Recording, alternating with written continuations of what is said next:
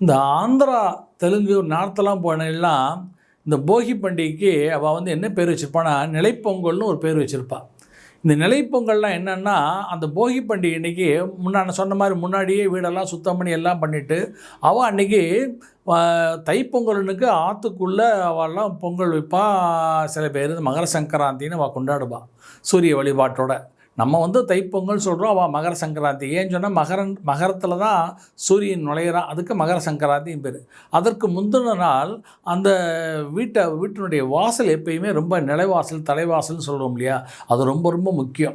அதனால் ஒரு வீட்டுக்கு அந்த தலைவாசல் ரொம்ப முக்கியம். அதனால தான் தலைவாசலுக்கு முன்னாடி செருப்பு போடக்கூடாது, தலைவாசல் கீழே வந்து குப்பைகள் இருக்கக்கூடாதுலாம் சொல்கிறது. அப்போ அந்த தலைவாசலை நல்லா அலம்பி விட்டு மஞ்சளால் ஃபுல்லாக தொடச்சி மொழிகி, அப்போ இன்னும் சொல்லப்போனால் பசுஞ்சாணத்தால் வாசல்லாம் தெளித்து சந்தனம் பொட்டெல்லாம் வச்சு அங்கே வச்சு அவள் இந்த படையெல்லாம் போட்டு ஒரு பொங்கல் வைப்பாள். இது வந்து நிலைப்பொங்கல்னு ஒரு பொங்கல். இது வச்சுட்டு அதுக்கு மறுநாள் தான் அவள் மகர சங்கராந்தி அன்னைக்கு பொங்கல் பண்ணுவாள். அந்த பொங்கல் அது வந்து தைப்பொங்கல்.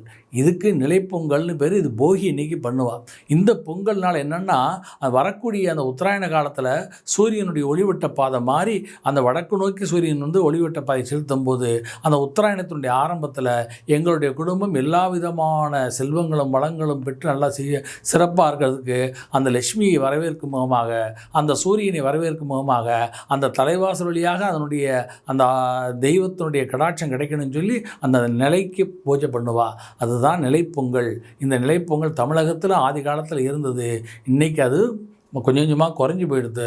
அதனால் இந்த தைப்பொங்கல் முதல் இதுவரை செய்யாத தமிழர்களும் இந்த நிலைப்பொங்கல் நம்மளுடைய வழக்கத்தில் உள்ளது தான். ஆனால் அனைவரும் தைப்பொங்கல் என்று முதல் நாளான போகி பண்டிகை நிலைப்பொங்கலை கொண்டாடி அந்த சூரிய பகவானுடைய அருளையும் தெய்வத்தினுடைய வருகையும் வரவேற்கும் முகமாக இந்த பண்டிகையை கொண்டாடுவோம்.